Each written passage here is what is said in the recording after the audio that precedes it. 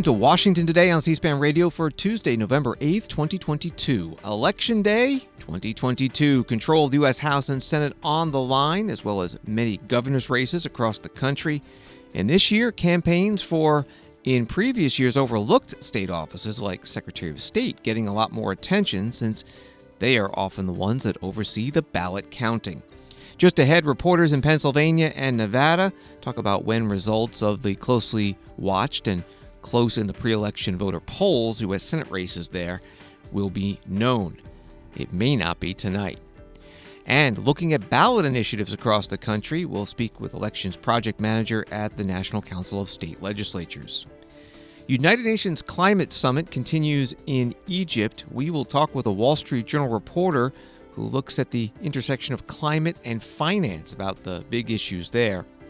And a Climate Summit Working Group today releasing a report criticizing corporations for being deceitful in their greenhouse gas emission reduction commitments, what is called greenwashing. U.S. Special Envoy for Climate John Kerry seen today shaking hands in Egypt with Venezuelan President Maduro. State Department says it was unplanned. And the Ukrainian President Volodymyr Zelensky hinting at the possibility of peace talks with Russia to end the war. Now to Election Day 2022. Reminder that C-SPAN's live coverage tonight starts at 8 p.m. Eastern. Find out which party will control Congress. Hear results as they happen from the U.S. House, U.S. Senate, and governor's races across the country. And you'll hear the victory and concession speeches from the candidates. That'll be on C-SPAN Radio, C-SPAN Television, streamed at cspan.org, and on the free C-SPAN Now mobile app. The first polls close about 6 p.m. Eastern in parts of Indiana and Kentucky. Then at 7 p.m. Eastern, the rest of those two states, plus Georgia, South Carolina, Vermont, Virginia, and Florida. Virginia Congresswoman Abigail Spanberger, a Democrat running for re-election, joined Virginia Senator Tim Kaine, also a Democrat, urging people to vote today. Hey, Tim Kaine here at Freedom High School in Prince William County with Abigail running for the 7th District. It's so excited to be with her on Election Day. We have been at the polls greeting people. It's an exciting time. So if you have not gotten out to vote yet, the polls are open until 7 p.m. It's exciting. Happy Election Day, everybody, and we look forward to success. Congresswoman Spanberger and Senator Tim Kaine, that video posted by Senator Kaine. At 7:30 p.m. Eastern, more states polls close, North Carolina, Ohio, and West Virginia. And then at 8 p.m. Eastern, when C-SPAN's live coverage begins, polls close in 19 more states, including New Hampshire. Governor Chris Sununu, a Republican running for re-election, spoke to reporters after he cast his ballot. Is this your last run for governor here in New Hampshire? Oh, who knows? Who knows? I'm just focused on the next 2 years. If I'm, so lucky to get elected today, and I think we're going to turn out pretty well. I think we've worked really hard. We've made sure folks just talk about the issues, understand our record of success. We've put our New Hampshire in a position to be better than pretty much 49 other states, and that's a pretty awesome thing. So we'll see how it turns out today. I got to ask about the former president making some big news last night, teasing that a week from today, Donald Trump will have a really big announcement down in Mar-a-Lago. Do you think it's right for Trump or anybody thinking about running for president to announce that early? And if he does get in next week, does he clear the field? I don't think anyone really cares, and he does not clear the field, no. Everyone that wants to run is still going to run. I think I said this past weekend, anyone who thinks it's a smart idea to announce an election, a potential presidential bid after the election but before Christmas, it's just the worst time you could possibly do it. So my sense is the former president needs better advisors if that's really what his strategy is going to be. New Hampshire Governor Chris Sununu, Republican, running for re-election, with reporters today after he voted. Former President Trump made that comment about the big announcement a week from today. He made it Monday night in Ohio, a last-day rally. President Biden did not have any public events today. The White House says he had a full schedule and that he dropped in on a virtual Democratic National Committee phone bank to thank staff and volunteers, and then spoke by phone individually with various Democratic leaders, including the House Speaker Nancy Pelosi, Congressman Sean Patrick Maloney, chair of the Democratic Congressional Campaign Committee, Senator Gary Peters, chair of the Democratic Senatorial Campaign Committee, and also the DNC chair, Jamie Harrison. Vice President Kamala Harris was in Los Angeles with Congresswoman Karen Bass, a Democrat who is running for Los Angeles Mayor. And one of the most important expressions of love of country is to vote and to participate as part of our civic duty and our responsibility, our individual responsibility to uphold our democracy. One of the great ways we do that is by getting out to vote. Vice President Kamala Harris in Los Angeles, along with Congresswoman Karen Bass, a candidate for L.A. Mayor. California polls close at 11 p.m. Eastern. But the Secretary of State there, Shirley Weber, putting out a statement. By law, county election officials have 30 days to count every valid ballot and conduct a post-election audit. We have a process that by law ensures both voting rights and the integrity of elections, so I would call on all Californians to be patient. The last state polls to close tonight, Hawaii, that's midnight Eastern time, and then Alaska, 1 a.m. Eastern going into Wednesday. Virtually all sitting members of Congress tweeting encouragement to voters to get out to the polls today. House Speaker Nancy Pelosi, Democrat, with this: decisions are made by those who show up, and I want you to have a seat at the table. Voting is your right and your responsibility. The House Minority Leader Kevin McCarthy, Republican, who could become Speaker if Republicans get the majority, with a one-word tweet: vote, capital letters with an exclamation point. House Republicans need 5 seats for that majority, and we may know by the end of the night if that's happened. But over in the Senate, which is now evenly split, 50 Democrats, 50 Republicans, with Vice President Kamala Harris, who's president of the Senate, breaking the tie now in favor of the Democrats. Republicans need just 1 seat to flip that and get the majority. But tonight there may not be a definitive outcome. There are at least half dozen Senate races that have been neck and neck in polls for a while. And one of them in Georgia between incumbent Democrat Raphael Warnock and Republican challenger Herschel Walker. If neither gets over 50% of the vote, and there is a third-party candidate that may cause that, that would go to a runoff election in a couple of weeks.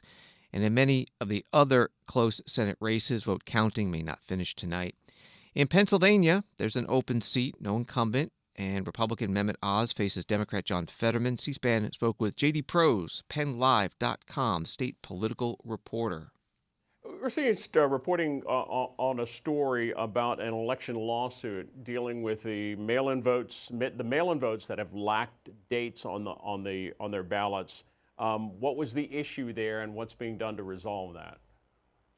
Well, the issue, as you said, is undated mail-in ballots, and the Pennsylvania Supreme Court has decided and ruled that those ballots should be set aside and not counted. Mail-in ballots are overwhelmingly used by Democratic voters. So last night, the John Fetterman campaign and Democratic campaign arms and a couple of Democratic voters from Erie County, I believe, joined in on a federal lawsuit to get those votes counted. And because obviously in a race like this, that's expected to be so tight, literally every vote could count. And if, there are thousands or tens of thousands of ballots out there that would not be counted under this ruling, that could make a huge difference in this race. The Washington Post has a chart this morning on how long it took 5 key states to count the vote in 2020, showing Pennsylvania as the longest count. Pennsylvania, all ballots were counted 20 days after the election in 2020. What do officials anticipate in terms of the vote count this time around? What have they done to expedite that? Don't expect any results tonight, I think is the advice. Because of the mail-in ballot situation here in Pennsylvania, county election offices can't begin canvassing mail-in ballots, or canvassing is another word for processing. They can't begin that until this morning. And so you have this huge turnout of mail-in ballots. 1.4 million mail-in ballots were requested. I believe over 1 million have already been returned. So you have this situation, really a repeat of 2020, when you have this huge influx of mail-in ballots. Counties can't process them simply because of the manpower and the influx of mail-in ballots. And so those are usually and typically counted later in the day and at night or tomorrow. And so, we could be looking at a few days, several days maybe, depending on the situation with the court case that you and I discussed earlier with the undated mail-in ballots. Yeah. And so, it's really a replay of 2020. Hopefully, not to the extent that, like you said, we're 20 days out with no results. Hopefully, it's not that bad. But it goes back to the counties not being given more time to process the mail-in ballots by the state legislature. JD Prose is with PennLive.com, state political reporter, joining C-SPAN on this morning's Washington Journal. Pennsylvania polls close at 8 p.m. Eastern, but the law that says anyone in line to vote at that time will be allowed to vote, so even the in-person Election Day voting will not be finishing up until later. Nevada has another of the Senate races in the handful that polls say are so close that they will help decide which party ends up in the majority in the Senate. Incumbent Democrat Catherine Cortez Masto facing Republican challenger Adam Laxalt. We spoke with April Corbin Gurnis, Nevada current deputy editor. Let's talk first about the change in the law. The way people vote in Nevada is all by mail now, correct? Correct. We moved to mail ballots in 2020 in response to the pandemic, but then in 2021, state lawmakers decided to make it permanent. So this is our first time using it universally. Yeah, so this is sort of uncharted territory for voters, obviously, but also for those of you who cover the election and results. How soon or how late do you expect to begin getting results on the elections there? Well, our polls here open at 7 a.m. and they close at 7 a.m. Or 7 p.m. Obviously, if people are still in line, then the state won't release results until the last person is voted. In past years, it's been as early as like within the hour of 8 o'clock. In past years, in busier years, it's been several hours later. Also, polls can be delayed. They're closing because of weather.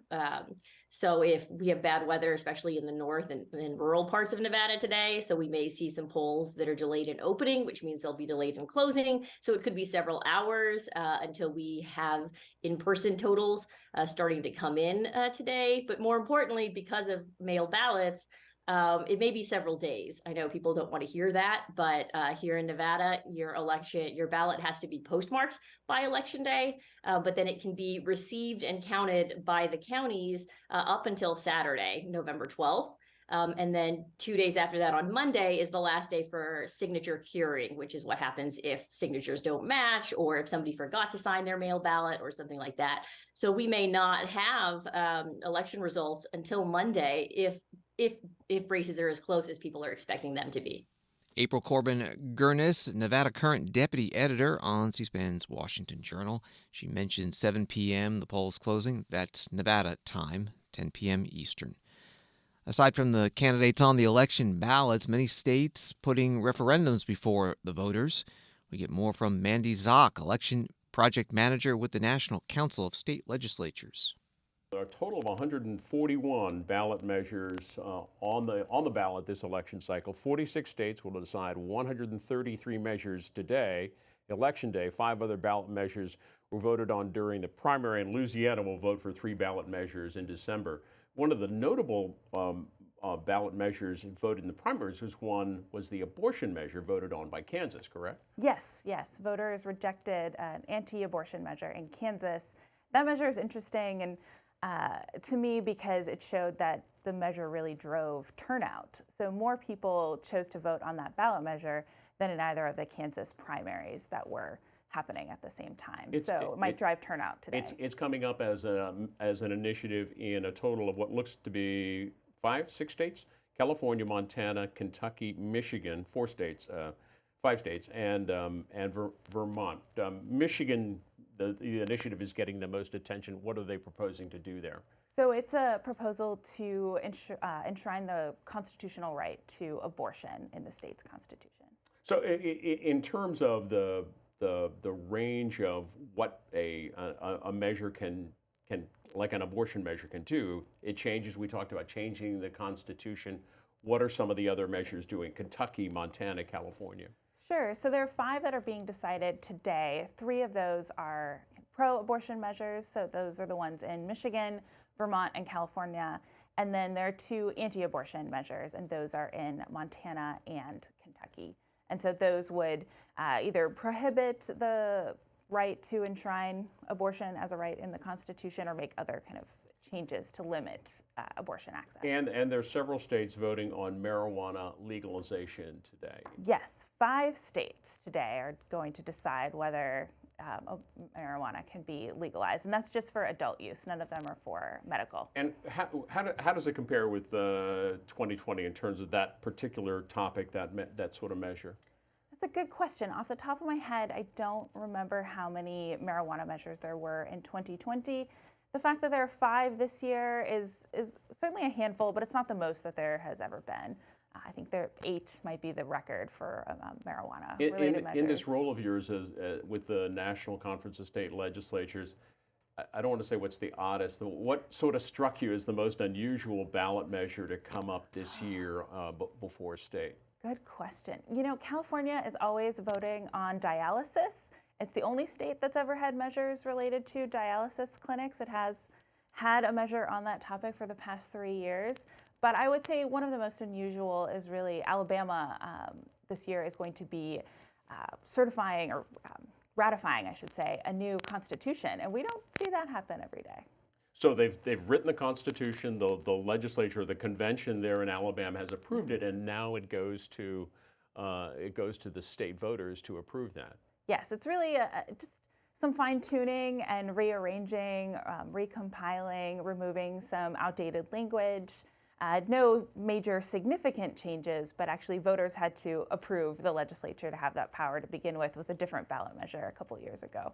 Well, a lot has been talked about election security this election cycle. How many states are taking up measures that deal with the way a state conducts its election? So there are about a dozen election-related measures this year, and I had to go back and check because it felt like there were more, but there really aren't more election-related measures than in the past. It's just that these measures are getting more attention than they have typically done in the past. What sort of things do they do? So we're looking at things like voter ID. Nebraska and Arizona both have measures related to that. Arizona would add additional identification requirements to absentee and mail ballots. Nebraska would establish a photo ID requirement for voting. States like Nevada are voting on ranked choice voting and changes to the primary system. I'll note that if they pass that, it's not final, and it actually has to be passed in 2 elections in a row in Nevada for that to take effect. And then there are measures related to prohibiting non-citizens from voting, early in-person voting in Connecticut. Kind of every hot-button election issue you could think of is going to have some movement on it today. Well, how does this year's 141 measures compare to 2020 and previous years? So the numbers are actually a little lower than we typically see for the number of measures. 2020 was lower even than this year because of the pandemic.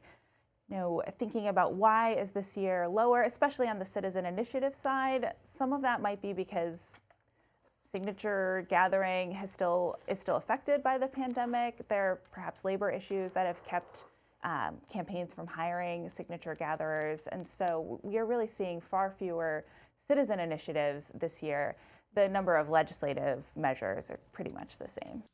Mandy Zock, Elections Project Manager with the National Council of State Legislatures, joining C-SPAN on this morning's Washington Journal program. You can find the full discussion with her and all the other guests archived at our website, cspan.org. And again, tonight, C-SPAN's live election night coverage begins at 8 p.m. Eastern, right here on C-SPAN Radio, also on C-SPAN Television, at cspan.org, or on our free mobile app, C-SPAN Now. John Kerry, U.S. Special Presidential Envoy on Climate, says that this year's midterm election results in the U.S. or any future election will not undo what the Biden administration has done to deal with climate change. John Kerry speaking at the United Nations Climate Summit in Egypt, known as COP27, which stands for Conference of the Parties, 27th meeting, dating back, the first one was 1995. John Kerry said, this is not a President Biden conjured up political exercise. This is not an ideological exercise. Everything we are choosing to do is based on science. He also spoke on the sidelines of the conference, praising the work of the private sector in controlling greenhouse gases. Entrepreneurial activity is underrated in many places. And what we have been able to do as human beings through the course of history is unbelievable. And I have total confidence. There's so much now beginning to happen in technology. And people are beginning, I mean, whether it's green hydrogen or blue or battery storage or fusion, and there's more money now going into venture capital to accelerate this transition. But nothing is going to have more impact, folks, than a bunch of companies that have to pay a payroll, keep their workers moving in the right direction, be responsible to shareholders, account publicly for what they're doing. When you have so many companies around the world that are now in every boardroom coping with ESG and their new responsibilities, there's no law that requires people to do net 50 zero. None. But more and more companies are recognizing this is a public responsibility, and they have the ability to be able to make the difference in where we're going here. These first mover pioneers are unbelievable pathfinders here because they're proving to the rest of the marketplace where people are hesitant to invest for various reasons, hey, they're still standing. It works for them. They're able to meet their payroll. They're able to grow their business. They're able to expand the market and their market share. That's what's going to happen here. And they're first in the market. John Kerry, U.S. Special Presidential Envoy on Climate, on the sidelines of the United Nations Climate Summit in Egypt. It was a program on the anniversary of the launch of the First Movers Coalition from the last climate change conference in Scotland. State Department says that coalition is a new platform for companies to harness their purchasing power and supply chains to create early markets for innovative clean energy technologies that are key for tackling the climate crisis. Elsewhere today at the UN Climate Conference in Egypt, release of a report that criticizes some companies that promise to reduce greenhouse gases and don't follow through. Catherine McKenna is the chair of the high-level expert group on net zero emissions commitments of non-state entities. So first, the good news. According to a recent report, over 80% of global emissions are covered by net zero pledges. And I want to give a huge shout out to the first movers, many of whom are in this room. Cities and regions that are reducing their emissions by transforming their grid with renewables and moving to district heating, building new public transit and cycling paths, retrofitting their buildings. Companies that are future-proofing themselves, investing in innovation and driving down emissions while supporting the businesses, often very small businesses, through their supply chain to do the same. Investors that are moving their investments from dirty to clean and investing in companies around the world that are building a cleaner future. But now the bad news. Too many of these net zero pledges represent little more than empty slogans and hype. And consumers are right to be skeptical. Just a few days ago, an Edelman report on trust and climate change, which surveyed 14,000 people and covered 14 countries, confirmed that business lags badly when it comes to green credentials. Nearly 2/3 of respondents believe companies are mediocre or worse at delivering their climate commitments, and fewer than half of people trust CEOs to tell the truth about climate change. Why is greenwashing so bad? In part, it's because the stakes are so high. It's not just false advertising. Bogus net zero claims drive up the cost that ultimately everyone will pay, including people who will pay the most, who are not in these rooms. They will pay that through huge impacts. through climate migration, and with their very lives. Greenwashing also fuels public cynicism about climate issues and undermines one of the few mechanisms that we have to coordinate global action. And most of all, it threatens us ever reaching the goals that we have all agreed to in this room. The goals set out in the Paris Agreement, the goal of limiting warming to 1.5 degrees, and the promises that we all make to our kids and grandkids to ensure a sustainable future for them. Catherine McKenna, chair of the UN expert group examining private sector commitments to reach net zero carbon emissions. She's also a former Canadian Minister of Environment and Climate Change. Wall Street Journal reporter Shane Shifflett, who covers finance and climate, has been covering the UN Climate Summit in Egypt, joining us now by phone. Thank you very much. Your article from a couple of days ago previewing COP27 begins this way. Last year's United Nations Climate Conference in Glasgow was full of disagreements, but it may be a high watermark for international cooperation on the issue. What challenges are there this year? Well, I think some of the main challenges coming into this year's COP conference are really the war in Ukraine and the energy crisis that has resulted from it. You have a lot of interim goals that have been set over the previous conferences, and the world is not really meeting many of those targets so far. And it's becoming clear, I think, to negotiators and world leaders just how difficult a transition to sort of a cleaner global economy is going to be. The issue that sort of popped up this year in a big way called loss and damage, compensation from developed nations to developing nations. What are the status of those talks? Yeah, it's very contentious. Developed countries made a promise several COP conferences ago to basically help fund developing nations to help them sort of mitigate and enhance resilience from climate change. And those developed countries haven't been meeting that goal. So every year they're supposed to deliver about $100 billion to developing countries who are really sort of in the storm's eye when it comes to climate change and really facing some significant threats. And the developing world is asking for developed nations to pay up and to help them meet the crisis, where it's building on their shores. Why was Egypt chosen for this year's summit? The conference chooses a new venue each year, and sort of, the leaders of that country are able to help set the agenda and scope for negotiations during the conference. President Biden plans to be there later this week. What can we expect?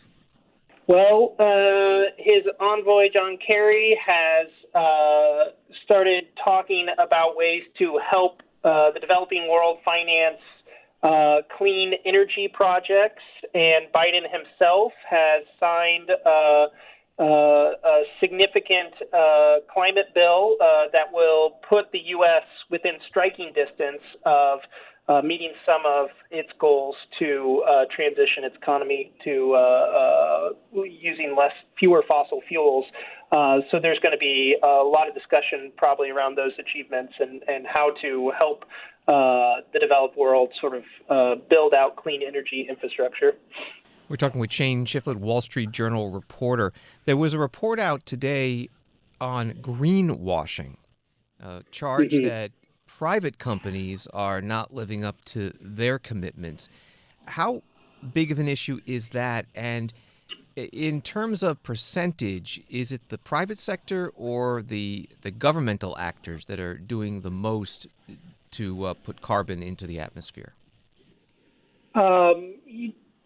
So to address the greenwashing issue, I mean, corporate actors are increasingly setting net zero goals. They're trying to find ways to decarbonize their supply chains.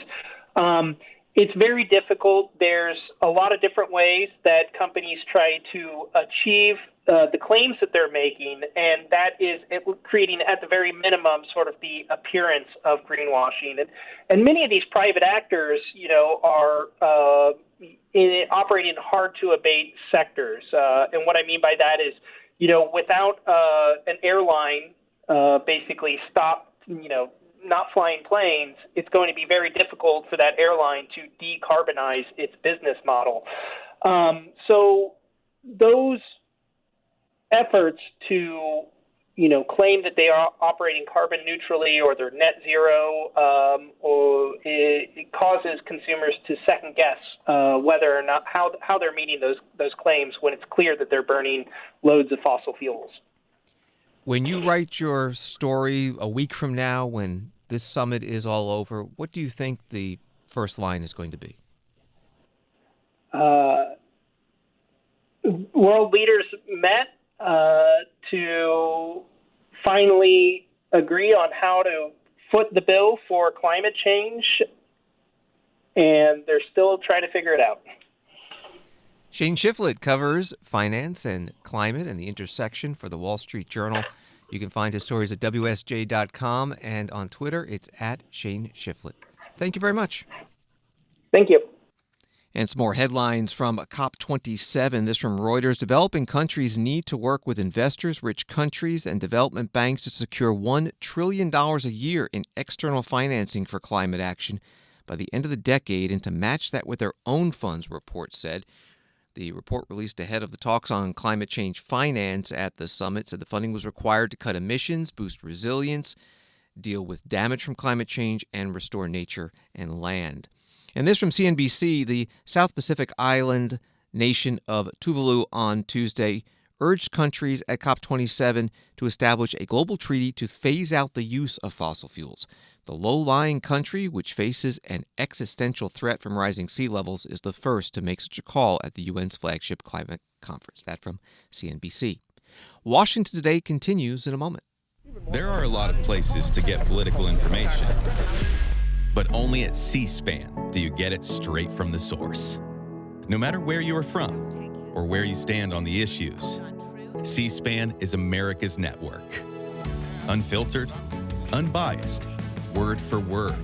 If it happens here, or here, or here, or anywhere that matters, America is watching on C-SPAN, powered by cable.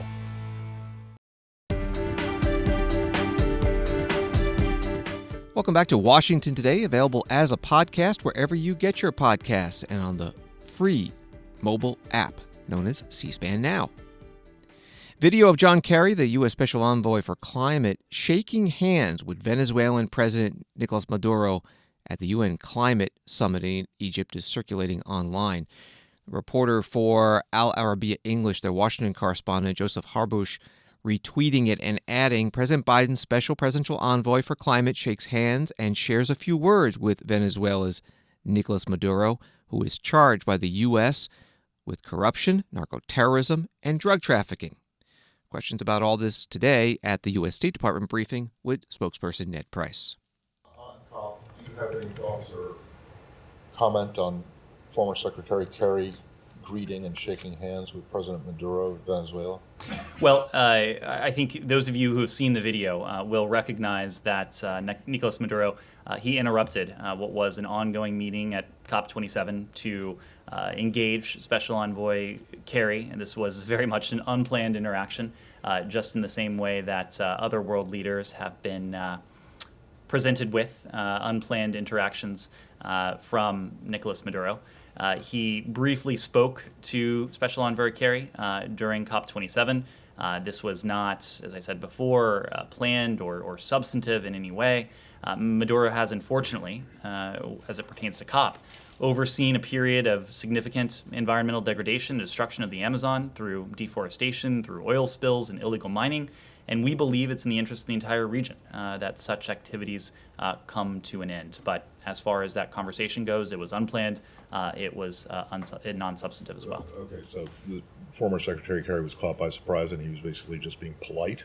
He was caught by surprise. I understand that Nicolas Maduro has done this to a number of world leaders. This was certainly not an interaction that was planned. Who else has he done this to? I'm not going to put a spotlight on his other interactions, but you can check out some of the video that's available on social media. Ned Price is the State Department spokesperson at his news conference today. Questions from Matt Lee from the Associated Press. Telesur English, that's a TV station based in Caracas, Venezuela, also tweeting the video of John Kerry and Nicolas Maduro meeting and shaking hands and describing the two as, quote, they held a brief meeting. Now to Russia's war in Ukraine. AP Dateline Kyiv. Ukraine's president has hinted at the possibility of peace talks with Russia, a shift from his earlier refusal to negotiate with President Vladimir Putin that came on the eve of crucial elections in the United States. Volodymyr Zelensky urged the international community late Monday to force Russia into real peace talks and listed his usual conditions for dialogue: the return of all of Ukraine's occupied lands, compensation for damage caused by the war, and the prosecution of war crimes. Here's President Zelensky speaking to his nation Monday night. I delivered an important international address today, Climate Summit in Egypt. A very significant event, a very representative gathering. Dozens of state leaders and heads of government. The main thing for us is to inform the world about the ongoing Russian aggression, about the destabilizing influence that Russia exerts. When the world is focused on combating war, energy and food crises, the destruction of customary international relations, the climate agenda is clearly suffering. And the destruction of the climate cannot somehow be put on hold.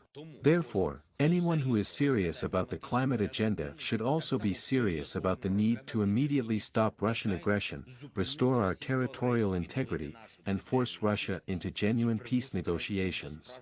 Into such negotiations, which we have repeatedly proposed, and to which we always received insane Russian responses with new terrorist attacks, shelling or blackmail.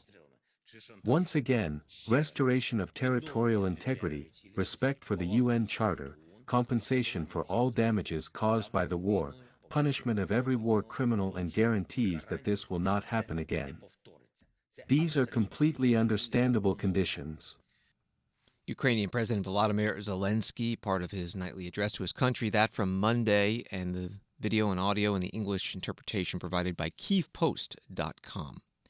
This from the New York Times. Even as Ukrainian officials celebrate the arrival of more advanced Western air defense systems and claim growing success at shooting down Russian rockets and drones, they are warning that Moscow is on the hunt for new long-range weapons against which Kyiv's forces have little defense, specifically ballistic missiles from Iran. This came up at the Pentagon briefing today with the press secretary, General Pat Ryder. All right, let me go to Eric Schmidt, New York Times. Thanks, Pat. You said you don't have any evidence yet that the Iranians have sent any kind of ballistic missiles to the Russians in Ukraine, but Ukrainian officials have now said there is a deal. They've confirmed that such a deal is in place with deliveries to come in November. Can you confirm that this deal is in place with deliveries to come? And then I have a second question. Thanks, Eric. Again, I can't corroborate that information. I think I've mentioned before, when we see Iranian ballistic missiles being employed on the battlefield in Ukraine, we will do what we can to illuminate that. It does, again, though, point to the fact that Russia and Iran have a security assistance relationship, as evidenced by their employing Iranian drones on the battlefield.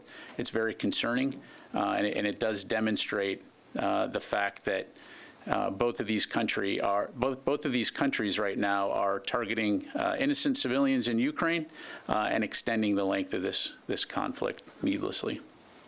The second question is in related to this is that there's some media reports that the Russians sent over 100 million British pounds, as well as three different kinds of Western weapon systems, Javelin and others, that were recovered in the battlefield. They were sent to Iran in exchange for some of the drones that they got. Can you confirm that? Thanks, Eric. I have seen the press report, but I don't have any information to provide on that. Thank you. Pentagon Press Secretary and Air Force Brigadier General Pat Ryder at the Pentagon news conference today. Iran has denied plans to sell ballistic missiles to Russia. A top State Department official, reports CNN, said the Biden administration is confident that U.S. support for Ukraine will be unwavering and unflinching, no matter the results of the midterm elections in the U.S. The Assistant Secretary of State for the Bureau of European and Eurasian Affairs, Karen Donfried, spoke to reporters by the phone today. This is Washington Today. Holiday season and winter almost here, and today the U.S. Surgeon General, Dr. Vivek Murthy, with another encouragement for eligible Americans to get the updated COVID-19 vaccine booster. Dr. Murthy, part of a webinar held by the Health and Human Services Department on helping specifically protect people with disabilities, seniors, and others with a greater risk of serious illness from COVID. For all of this progress that we have made, the challenge is now for us to sustain that protection, especially as winter comes. If you look at the last couple of years, what we have seen during each of the last two winters is that there's been an increase in cases. And that's not unusual. We know in general in the winter, we tend to see other viruses like flu and RSV spread as well.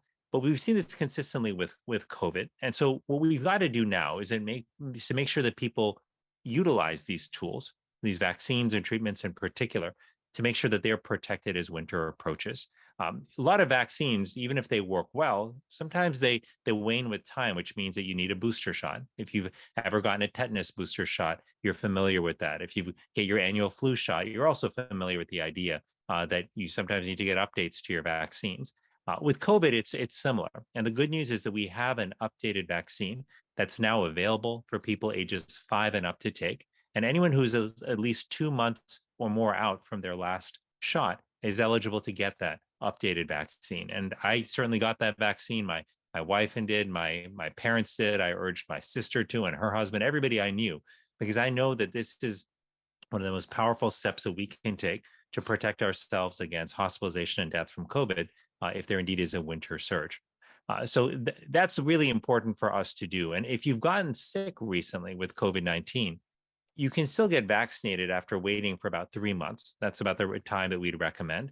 Let your body recover, and then you can get that shot 3 months after your infection. But the bottom line is COVID is continuing to evolve. That's why our vaccines and treatments are continuing to evolve. But we've got to use them in order for them to do their most important job, which is to save our lives and to keep us out of the hospital. A few last things that I just want to draw your attention to. One is that while we want everybody to get the protection, from this virus that our tools afford, the people we in particular want to focus on are those at highest risk. And those are people who are 65 years of age and older, those who are immunocompromised, and people who have multiple other medical conditions that may put them at higher risk. So if you fall into that category, or if you have a family member who falls into that category, please encourage them.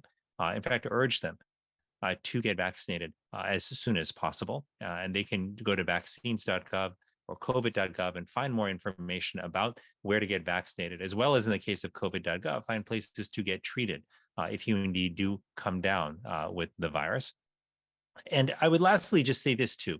We've been talking about COVID, but we also want you to go out and get your flu shot because flu season is upon us. We're already seeing cases rise in other parts of the country. Thankfully, we have a vaccine for flu. We also have treatments for flu. And you can get both of these vaccines at the same time. Dr. Vivek Murthy is U.S. Surgeon General, speaking today at a webinar hosted by the Health and Human Services Department.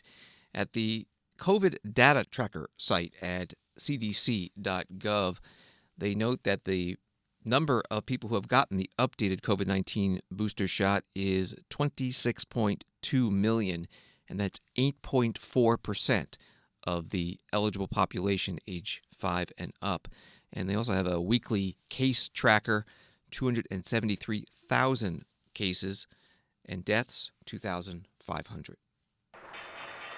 Wall Street today, the Dow up 333, NASDAQ up 51, S&P up 21. Thanks for listening to Washington Today. Sign up for C-SPAN's evening newsletter, word for word, to get the top stories Washington is talking about sent to your inbox every day. You can subscribe at c-span.org/connect. Have a good night.